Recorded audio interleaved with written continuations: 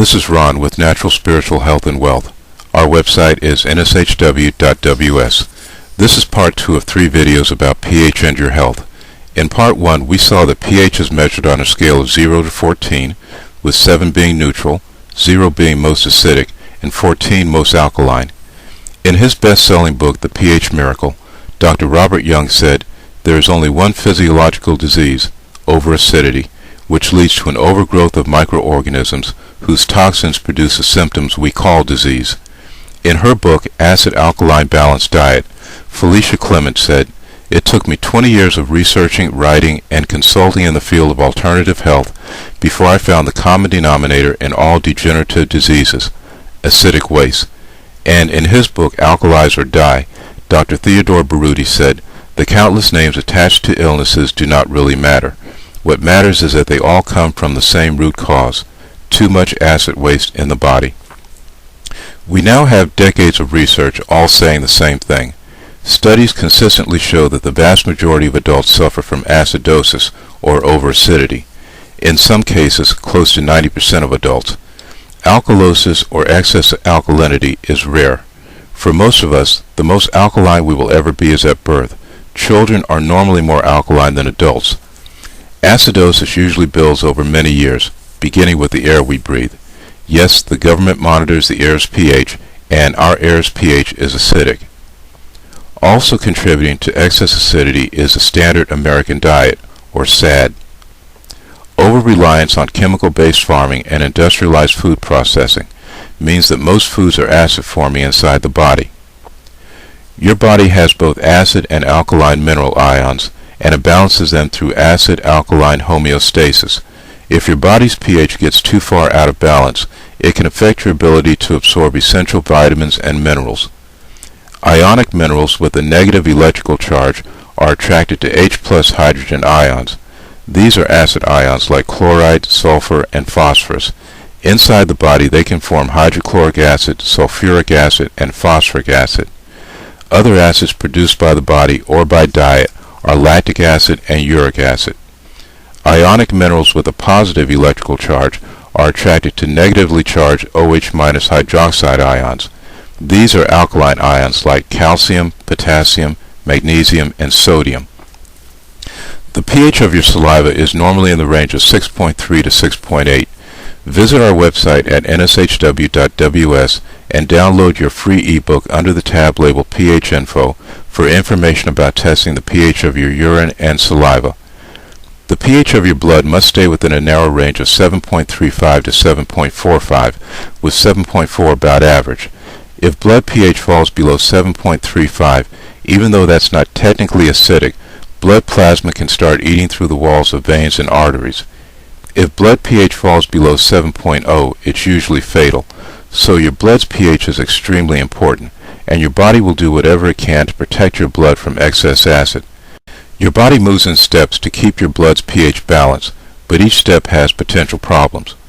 The first step the body takes to balance pH is the use of chemical buffers, mainly bicarbonate and carbonic acid. Most of the work in chemical buffering is done by the lungs and kidneys. The drawback is that buffers are weak and temporary, and they can be overwhelmed if excess acid keeps building over time. If acid keeps forming and isn't being neutralized or eliminated, the next step the body may take is to store the excess acid inside the body, but it will try to store the acid in the body's extremities, such as the arms and legs, keeping it away from vital organs. The drawback is that you may get aches and pains in muscles and joints, and possibly swelling and inflammation. If acid continues building, the body may start building walls. One of these walls is body fat. Your body will build walls of fat tissue around your bones, muscles, and vital organs to protect them, and then store acid inside that body fat. The drawback is that you gain weight. Another wall the body may start building is inside blood vessels to protect them from acid causing a rupture. The body does this by taking sodium and calcium from the blood and building hard, thick walls of plaque and low-density lipoproteins, the so-called bad LDL cholesterol. The drawback is that this may make your heart work harder, constrict blood flow, raise blood pressure, and increase the risk of blood clots or cardiac arrest. Even individual cells or groups of cells may start building walls against excess acid by hardening their membranes. When cells change their basic structure in response to environment, like hardening their membranes, it's called pleomorphism.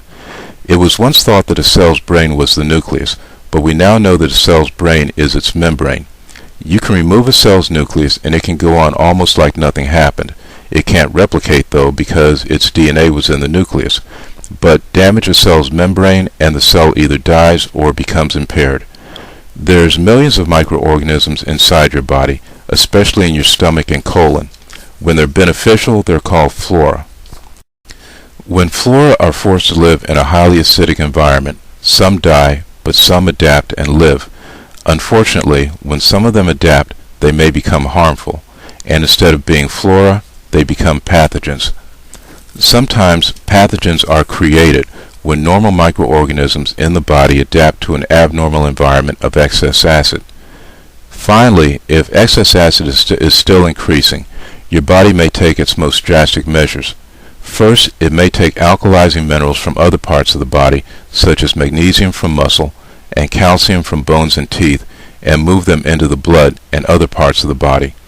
The drawback can be dental problems, loss of muscle mass, and osteoporosis, or loss of bone mass. Meanwhile, this can strain other parts of the body, like the kidney, liver, and glands. Calcium leached from bones and teeth isn't as soluble as calcium from food or supplements of coral calcium and calcium bicarbonate, and can clog inside the kidneys. Excess acid can also crystallize and clog in the kidneys, and both these acid and calcium clogs can turn into kidney stones. In a last attempt to neutralize extreme excess acid, your body may mix nitrogen and hydrogen to make highly alkaline ammonia. Ammonia lines the inside of your stomach to keep hydrochloric acid in your stomach from eating through the stomach wall. Ammonia also forms when muscles break down amino acids when you're exercising or working hard, and you can smell it in a gym. But people with extreme acidity may be making ammonia in excess, and that's what you may smell around a sick person. The drawback is that ammonia is toxic when it's not where it's supposed to be in the body and when it's in unusual quantities. It can place great strain on the liver, kidneys, and other parts of the body, and ammonia can turn the skin yellow, like jaundice. The good news is that you can help your body maintain its pH balance and avoid overacidity. Balancing your pH should be part of an overall goal that includes positive thinking, fun, laughter, love, diet awareness, rest, and reasonable exercise. To help you in your health goals, Liberty Health Network's Alkalize Pack includes pH Plus capsules, O2 Plus oxygen drops, and Veggie Max capsules. These powerful products are not a cure-all. What they are is an effective way to help you achieve a common-sense goal, keeping your pH in balance. Be aware of your pH and tell your friends. And don't forget to rate this video 5 stars and subscribe to my channel. See you in part 3.